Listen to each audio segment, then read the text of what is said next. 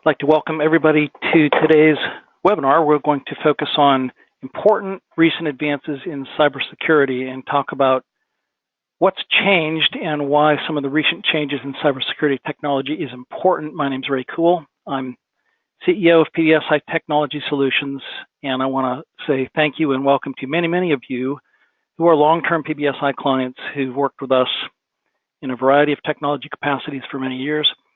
And welcome those of you who this is your first exposure to PBSI. Our goal today is to inform and educate, not to sell products and services.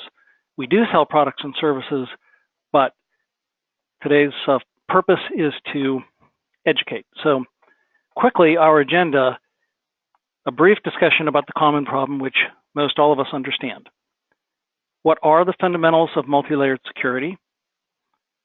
What are the key components of online security monitoring, and what are some of the technologies that have changed and are of interest? What is a security risk assessment? How is that important? It's something that's increasingly important. We'll talk about that a bit. And security awareness training. What is the latest? What's been changing? What advances have been made in trying to help with our most difficult problem, and that is the training of every last staff person. So glad you've joined.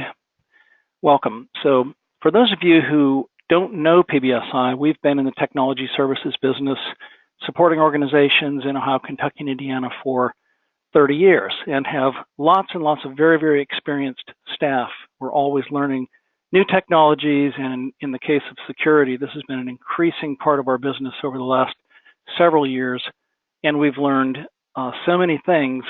We look back when we started into the security world 10 years or more ago, what we thought we knew, but how little we really knew. So the experience we've gained hopefully will result in some information that will help you today. So everybody in attendance, you are the, quote, smart ones. You know that the world is a dangerous place, and you really don't need information to make that more clear. The recent hacks that are very well publicized, Equifax just being yet another example, but a frighteningly large example. We have no vote but to protect ourselves and to employ multiple methods of doing so. So email addresses and passwords are for sale, and when that takes place, and it has taken place, we become vulnerable as organizations because one of our employees, or in many of our cases, many of our employees have compromised email addresses and passwords, meaning the ability to infiltrate our network because there's already inside information about how to get there needs to be really understood as to why that leads to important understanding of internal network protection. So we need protection. So what are the fundamentals? Prevent on the exterior and on the interior. We want to identify everything we can at the beginning and keep those things out of our network and off of our desktops. We need to be able to detect what's currently going on. So this is among the most significant set of changes, is the technology of identifying what's going on in the network, what might be unusual or different, what can we look for that would indicate an infiltration has taken place. Training is a key part. It's still true that 91%, I saw a statistic recently, 91% of all security events start by an employee clicking the wrong thing. So all the exterior security we put in place keeps a lot of stuff out, but it can't prevent damage from one click. So that's why we take other measures.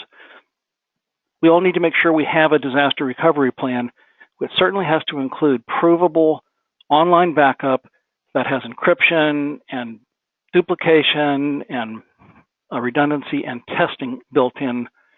Critical, because there's no way that Equifax, just as an example, could have predicted what happened to them, and if there were no disaster recovery plan in place, can predict the outcome. And then finally, this has been true for some time now, but increasingly it's important that somebody is paying proactive attention on a real-time basis to the alerts that are taking place about what's going on in our network. And most of us in a business or in a medical office, we're too busy to be sitting at our computer watching for alerts that pop up. So For most organization, that means somebody on the outside, PBSI or somebody else, but it certainly could be somebody on the inside of an organization paying attention. So these are the basics. I'm going to move into a demonstration of some of the key technologies. So first, on the prevention, we're going to talk about what are some of the things that are done with tools to prevent, and I'm going to include online security monitoring because many of these tools are part and parcel to a monitoring package. So I'm going to demonstrate how this works, and I'm going to use the tools that we use at PBSI, but this discussion today is not centered on just these tools. So I'm going to go to my web connection, and what you see displayed on my screen, it's probably very small text on your screen, is PBSI's monitoring dashboard. So we do monitoring for hundreds of organizations, and so a PBSI employee who's looking at organizations can pick a certain client. In this case, I've limited all displays simply to PBSI. So everything we're going to look at on our dashboard would be either servers or PCs that are physically a part of PBSI. So the organization of this screen, I'm not going to try and turn anybody into a technician, but so that you can understand what I'm doing and have a hope of following me. On the left-hand side, I'm selecting an organization. On the top, which I'm going to call the north panel of my screen, are the list of all of the devices that are selected. So first, we're seeing workstations.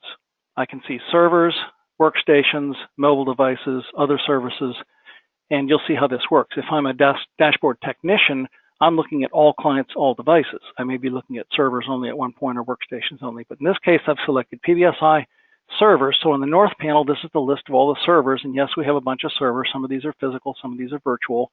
Each have different purposes. And on the south panel then, once I select a device in the north panel, so our Exchange server in this case, down in the south panel, it tells me all the things that are being monitored and what can be learned about activity level or events or problems that are taking place on the device selected in the north panel. So for demonstration, I'm going to go to a site concentrator server at PBSI, and we have a lot of reporting tools put in place here, and some of these are specifically what I want to mention. So there are some long-standing technologies associated with online monitoring that remain in place, and they remain really important. There are some new things that have come about that we have distributed to clients, and we'll be continuing to do this.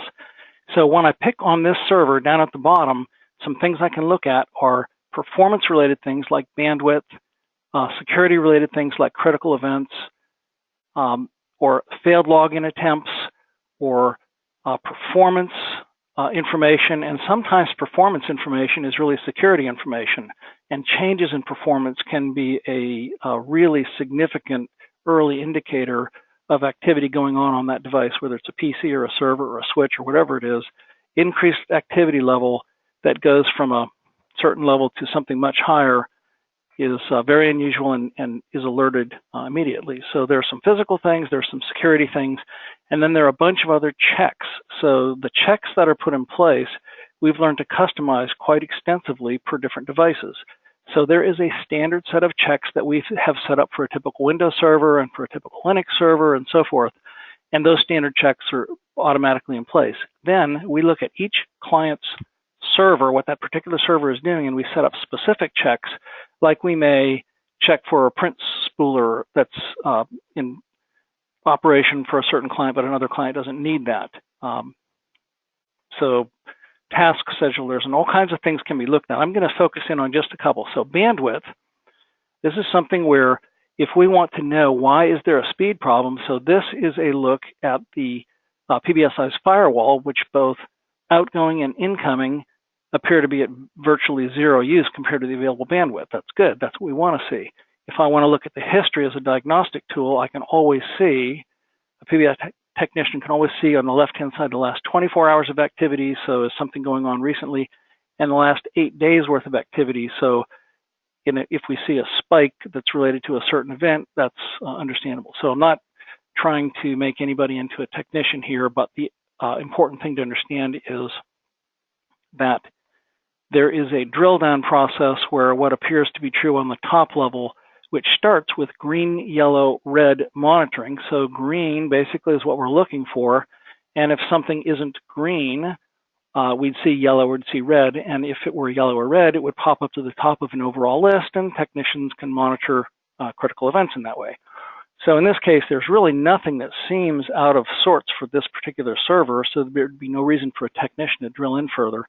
But I'm going to drill in further to a couple of things. So critical events, so these, and security log monitoring, these are really important. So there are no events found. There's nothing to drill into here, but these would certainly be things I'd be, if I were a technician and there was any quantity here, be looking at very carefully. Event log, same kind of thing. Failed login checks, very important. Performance monitoring, we can see the status of disk, of processor, of RAM. And in this case, there is a yellow indicator relative to memory. And so a technician could look in here and see the current status and look at the report of history and identify, is there a performance issue here that seems to be true on an ongoing basis? So as an example.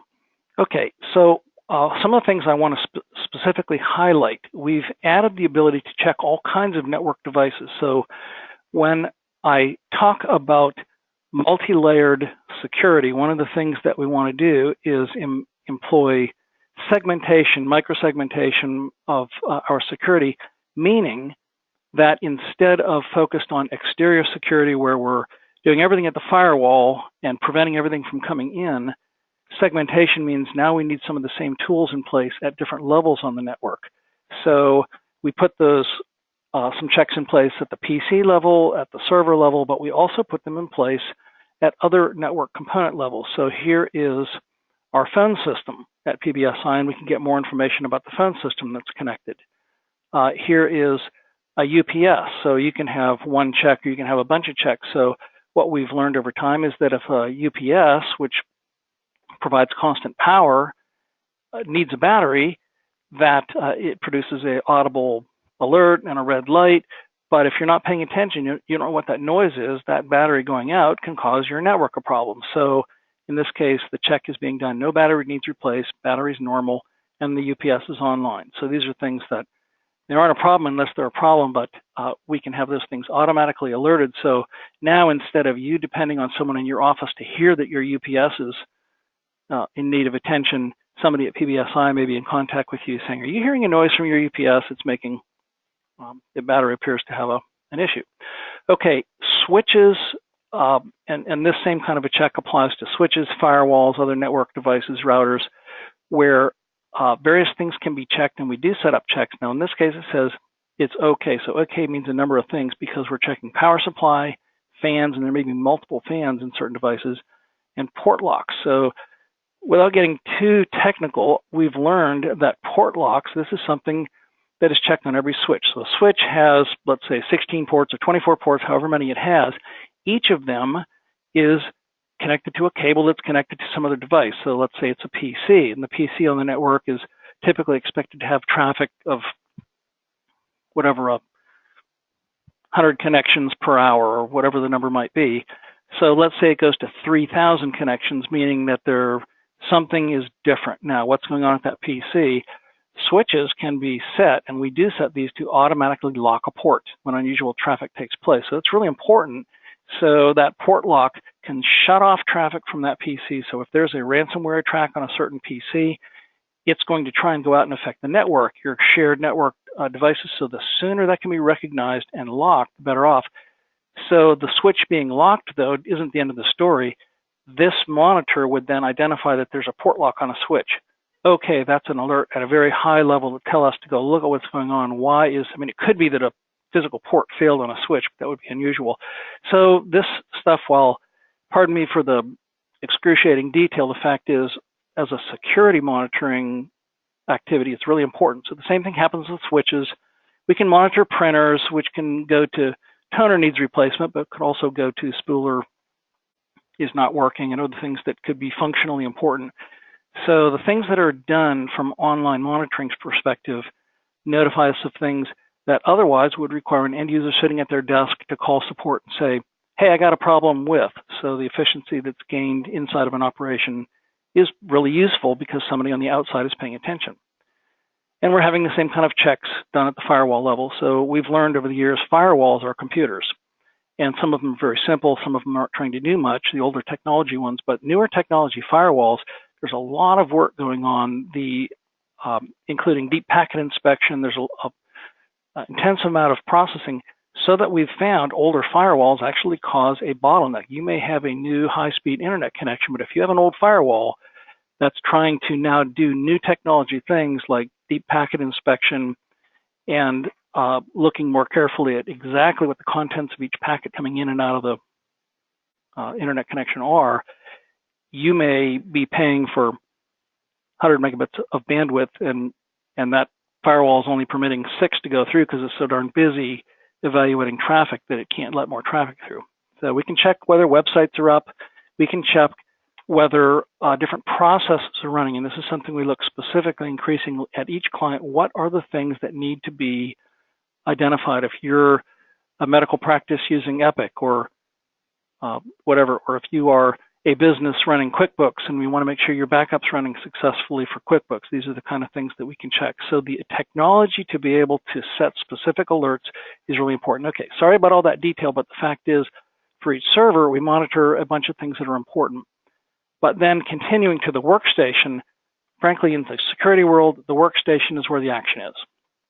So here are all the PCs at PBSI, and some of them have red. So if I want to select one of these and identify why is that one red, over here I can see that there's a reboot that's pending on that PC. I can see the status of various things, and there are some vulnerabilities that are probably related to patches, which I can also see that are pending. That means these patches have been approved, they're ready to be updated, but this PC needs to be rebooted, which I'm sure is why that red indicator is up there. So again, I'm not trying to make everybody into experts on how you do a technical job, but the importance here of having this information published. So how does this work? Every device on the network, whether a PC or a server, has an agent installed that's publishing every 15 minutes the information about that PC, and they're publishing all the things they requested: failed logins, vulnerability information,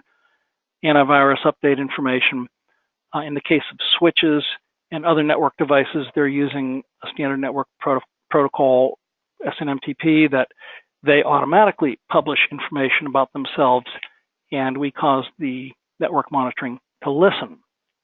So it's really advanced technology, and it's improved all the time, and we find that the effectiveness of dashboard monitoring in finding issues is really, really important. So I'm going to move on to some more important things that are underlying the surface.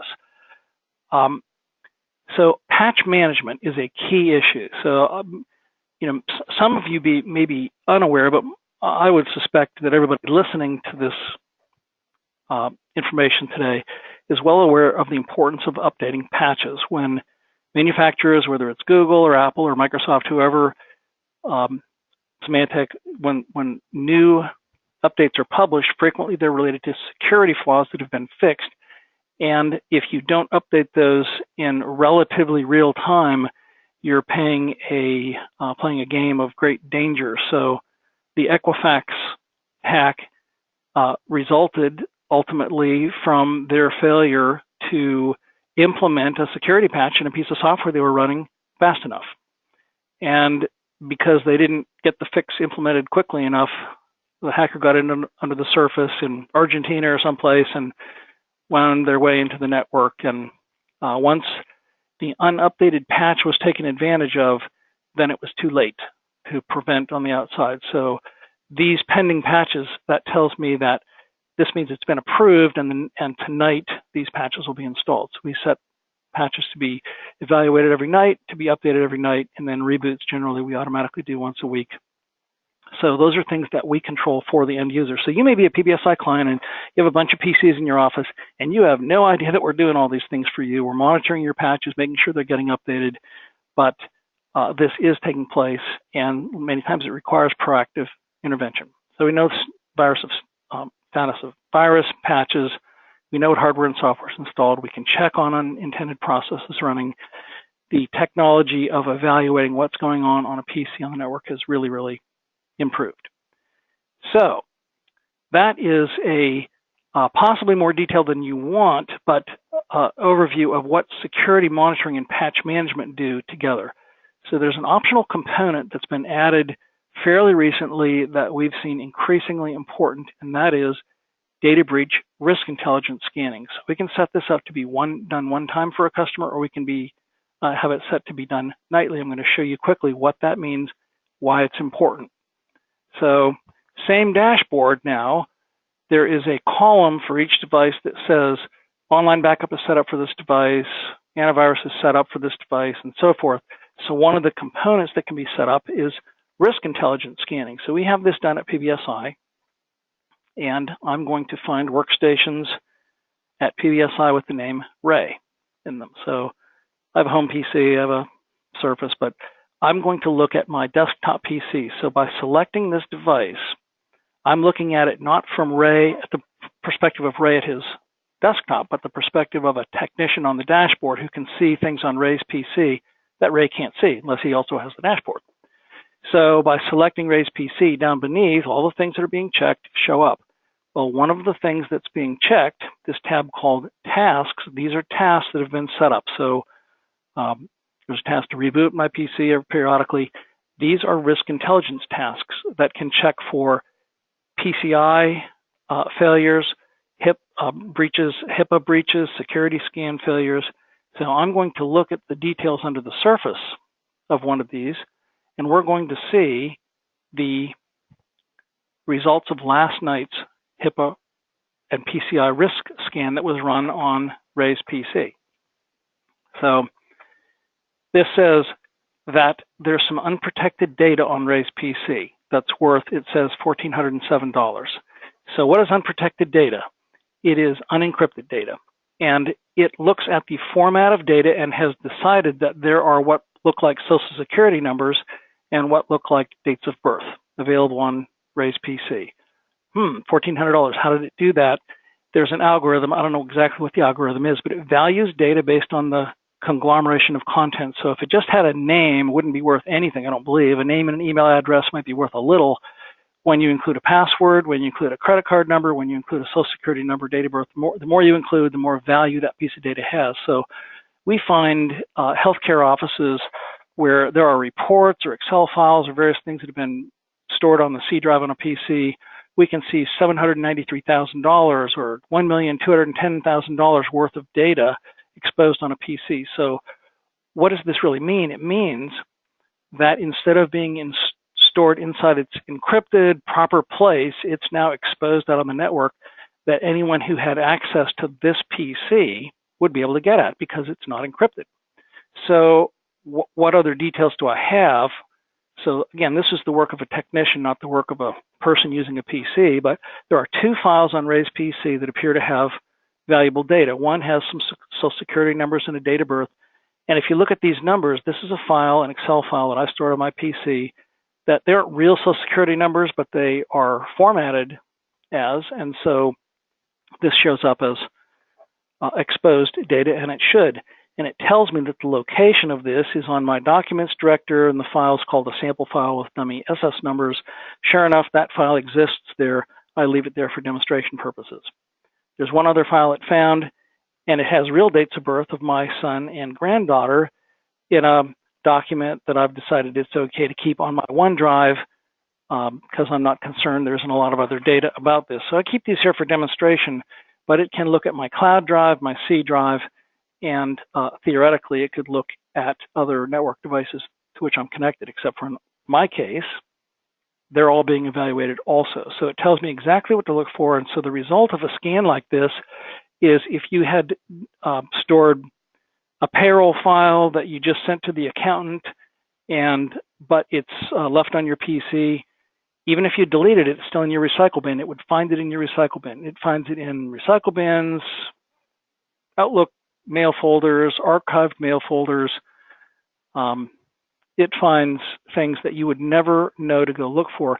But the point is, why are we doing this? Because if our network was compromised and somebody did gain access to Ray's PC, then Katie, bar the door. This is unprotected data. And this electronic technology, while patented to do this scan, is not unique. If PBSI can do it, why can't a hacker do it? And so the point is, if you have exposed data, you need to know about that.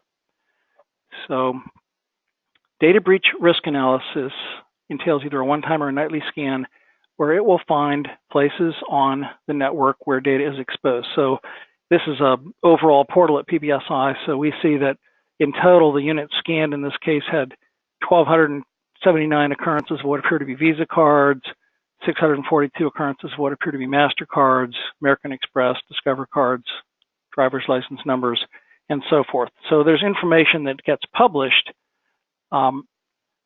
when this scan is done, and the idea is now you've done your protection, so what does the data actually look like on your network? So as a starting point, doing a risk intelligence scan, really, really useful. Okay, we also know, so we're on the path of we prevent some things, we detect some things. We're going to talk about training and recovery and monitoring, but one of the things that we want to be able to know is what damage has already been done. So I'm going to show a very short demonstration of an exposed password check. So this is a tool that PBSI has access to. It requires two-factor authentication, which if you're not using two-factor authentication for critical sites, highly recommend it. So on my phone right now, I'm looking at the security code and I'm enter it again. So I have access to this site, and you'll see why. If I enter the right number, it would work much better. You'll see why this is so important. So I'm going to do a live data search, and I can search for individual email addresses, or I can search for an entire domain. So I'm going to look at pbsinet.com. And when I tell it to go search, it goes out and finds in the last 12 months which email addresses and passwords have been exposed with the password exposed. So you can see it's a long list of names, and in some cases the same name is there multiple times. That's because it was exposed and is available on multiple sites. So where did it come from? How did it get published? And sometimes it's not available. This one came from keylog phishing. This one came from a MySpace hack. So how did these email addresses and passwords get exposed? It could have been that somebody clicked on a wrong link, but the most likely occurrence, what happens all the time, is we had data on Experian or Target or some other site we trusted with our login and password, and they got hacked. So our data is for sale out there. When I first saw this and saw that my, quote, normal password was available exposed on the internet that anybody could see, and by the way, it's not on the internet, but on the dark web. So only hackers who have a Tor browser and have intentional reason to be on the evil side of the web really have access to this. But this query is exploring the dark web. It identifies what's for sale to hackers. When I found that my password was exposed there with my email address, I immediately realized, whoa, this is really critical information that you can't use the same password twice on two different things. And so that presents a host of problems, and we have some ideas about that, but the fact is you really cannot use the same password in multiple critical areas. And you need to separate work passwords from home passwords, and on key financial sites, you just must not use the same password more than once. So if this frightens anybody looking at this to see all these passwords exposed, it should. It's very frightening. So we can do that kind of a search for anyone. If you have a domain you'd like us to search or individual email accounts, that's a service that's available. If you want to be frightened, have us do that for you. But it's important to understand. Okay, so now another tool. So we've talked about, and we're not quite finished, but we've talked about tools to prevent, tools to monitor and detect. And so now I'm going to talk about the bottom line of disaster recovery, assuring that nothing can happen that will put us out of business. And there's some technology associated with backup that is changing all the time and really very useful. that I'm going to demonstrate. So what are the keys to a ransomware protected backup? First of all, the local copy needs to be encrypted. With some backup programs that's true, some it's not. But the encryption of that local copy means that if somebody has access to your PC or gets access to your server and they try and encrypt your backup, they can't do it. So at least that backup copy is safe. It could be deleted. There are other things that could happen to it. And so one of the things that also is true is that backup that's done well is redundant. So what happens when we install online backup for a client, it creates an encrypted backup on a removable hard drive or a USB drive, something that's removable. And then after that encryption is done, it does another backup to the cloud. And it stores the last 30 days or the last 3 copies of each file, whichever is longer. And so you have the encrypted local and you have redundant backup that's available in the cloud. And alerts take place and restore can be selective, but this is tested periodically too. So how does that work? Just a short demonstration of this. So here's an overview of one device being backed up. So this device was backed up successfully. The green line on top of this day tells me it was backed up successfully on the 24th, 25th, and so forth. And every single day you see a green line until today when it hasn't backed up yet. So you'd see that that backup didn't take place if it was gray. If it were completed with errors, it would be orange. If it were unsuccessful, it would be red. And on this day, Saturday the 26th, there would have been an email sent that says backup was completed with errors today. And that might be because somebody had files open, or there could be other reasons. And we can see that on each day, we can see what files were backed up. And if we want to go then and restore selectively, we can restore selectively from one day and so forth, and which files and what do we want to go get. So this takes the process of backup and restore, and it makes it not only very protected, but it makes it available to technicians who aren't sitting in your office. So if we needed to recover all your data and put it on another server, we could do that in very short order compared to the amount of time that it takes to do things physically. So online backup with the right protections are very important and a part of a disaster recovery plan. So we're nearing conclusion. We will be finished before 1 o'clock. I want to talk about a security risk assessment. So many of us, and I include myself, this is a constant question. We think we know what our security looks like. We think we know what we have in place, and we're pretty sure we have the right processes to protect. But what would really happen if we sat down and evaluated everything? So if you're a medical office, you must do this. It's a requirement under HIPAA. And if you don't have every year an updated risk assessment with documentation of what you investigated and what you found, you are not in compliance. You would fail a HIPAA audit and subject to fines. So in business, PCI compliance, I mean, there are other reasons, but even if we had no audit function who was overseeing us, doing a risk assessment is really key. So we help clients do this.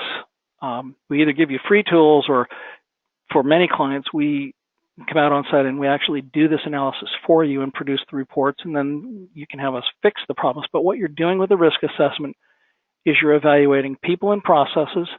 So what are your processes, your security policies, your business associates agreements, what's your training curriculum for new employees, what are your compliance policies, what are your rules for, there's a long list of things. This is a very short list of the things that we're investigating. So what are the policies, and then what's the status of each person? So if you have a new employee started last week and you haven't done some of these things yet, then you'd have a fail on that person. And basically we're taking an inventory of which policies need to be updated and which people need additional training. That we're accumulating a list of where our weaknesses are and what should we address. Then we look at technology. So for each device on the network, what data is there? So the data risk analysis, the risk intelligence scan, is extremely helpful to do the work manually, to go to each device and start looking around on the C drive and so forth about what's there. It's virtually impossible, and it would be way more time consuming to do manually. So using technology in the process of doing this analysis is really helpful. Then we're looking at are portable devices encrypted? What are your wireless security controls? How are your firewall rules set up? Are they sufficiently set to block the right things? How's your backup security? So this is simply going through a checklist, a long checklist of very important things to identify. The purpose of this is a risk assessment. We're trying to assess where do we need help and in which areas are our risks greatest. So then where is compromised data stored? Part of the technology assessment. So once this inventory has been completed, we've been accumulating a list of priorities and problems, and some of the problems are A-level problems. We don't have a backup. That's an A-level problem. And some would be B or C or D issues, and we prioritize and identify a follow-up plan. So the follow-up plan, ultimately, it's up to each customer to create a culture of compliance and execute, but there are many things that we can do on behalf of a client to put some things in place. We can put some technology in place, some oversight in place, training programs, and so forth, but there is no way that PBSI or any IT company can say, you are secure, you have passed your risk assessment and everything's good. That just does not exist with every organization. It's a work in process, and the best we can hope is to know that we're as knowledgeable as we can possibly be about where our security risks are, and that we've filled the holes on all the very most important ones, and that we're still working on all the rest. So this is something that's really important to do. We can help if you'd like. So training. Last topic, this is a virtual impossibility, and probably everybody listening knows this. So you can't just say training's impossible, we give up. So what do you do? So there are some choices. We have all kinds of documentation. I'm going to fly very quickly through some of the materials that we provide for free that you're welcome to ask us for, and we'll provide things like this screen: beware of fake download buttons, use a secure browser, hang up on cold calling tech support agents because Microsoft won't call you, ignore pop-up advertisements. These are some just very, very basic things. Don't open email attachments. This is almost a silly list. It's so short compared to what a complete list is, but we can help with some training information. But what we find really works is in-person training. So you may have tried handouts, attachments, read this, watch this video. All of those can work, but generally speaking, we're all too busy. We don't look at our email, we don't read our email, we don't open attachments to say, I sent that email to all of our employees and told them they better darn read that attachment. Doesn't get the job done because many won't read it. Many will read it and not understand. But what we've found is get an experienced security trainer in a room for 45 minutes with a group of employees and really go through a list in detail and talk through why you have the best hope of making connections. So one-time training is never going to succeed, but it certainly is a good start. And we find one-time in-person training is the single best and fastest method to bring people further along the security curve. So password guidelines, don't reuse work passwords. I mean, these are some of the content that we would train. No unapproved downloads, no web links, secure my workspace. What are our policies? Pay attention to unsolicited email, which may be a person you know, but you didn't request this particular email. Antenna up, and all the things that might cause our antenna to be up should make our antenna go up. Things like after every event, earthquake, hurricane, Mardi Gras, whatever the event is, social media scams will begin taking advantage of folks who either are looking for that news event or wanting to help a hurricane victim, and those are among the most important areas in which we have heads up. So all kinds of information that should be trained and need to be trained, we can help with. But still, training is a difficulty, and we have to train the troops for battle.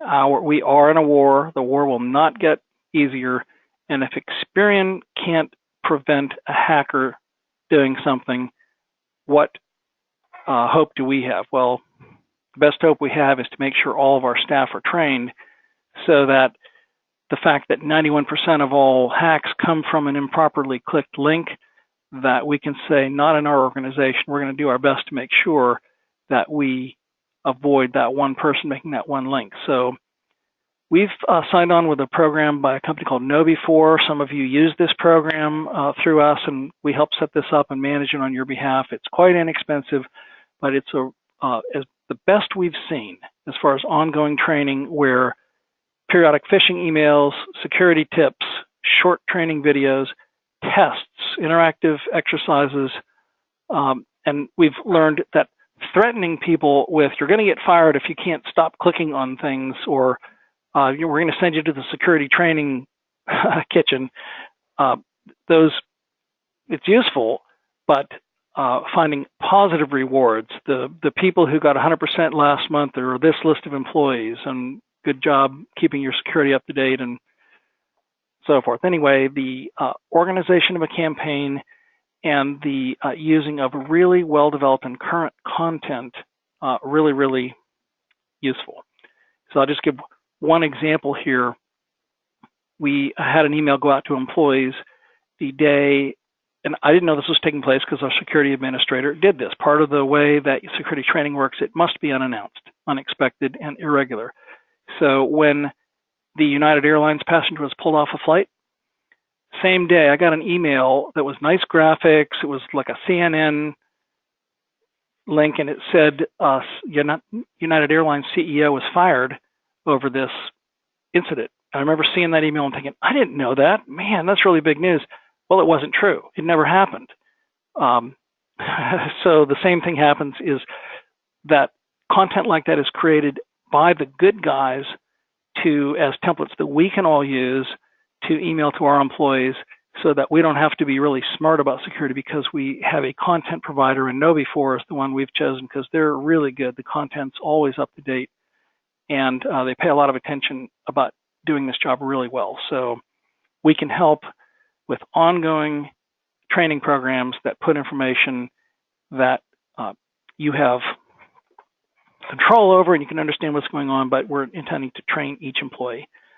So having the right content provider is really key to this process working, because boring emails that just tell us the same things that we've always been told just aren't going to get the attention of employees and going to achieve the results we're looking to achieve. So tracking results is a part of that. So I want to say, in summary, we're finished with content, but each component of what we've talked about is really important. The exterior prevention, the interior prevention, the right tools that are monitoring PCs and identifying alerts, the right tools that are scanning and finding data that is unprotected on our network, the tools to train employees. All of those are really key, important pieces of multi-layer security. So I want to thank you for your attention. And on this slide, you can see contact information if you'd like to request more information. We'll send an email as soon as you log off from webinar, and so there'll be a couple of questions you can answer to give us feedback about what other information you'd like.